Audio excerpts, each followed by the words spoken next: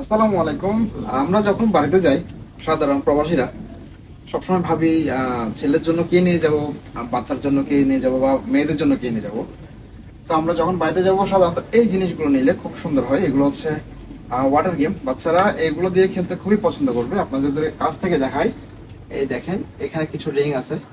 এগুলো হচ্ছে পানির প্রেসারে করে উপরের দিকে তুলতে হয়, হ্যাঁ।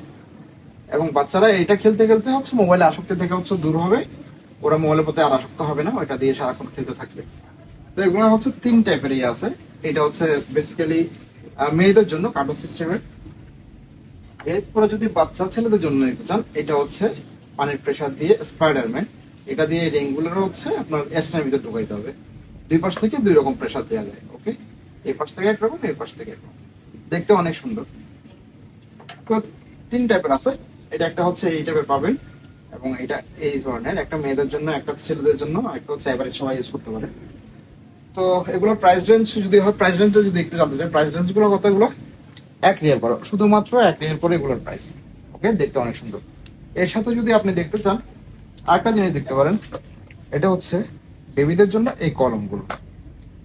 এখানে 3 রকম 4 রকমের ধরনের হচ্ছে আপনি পেন পেয়ে যাবেন, বিভিন্ন কালারের, ঠিক আছে।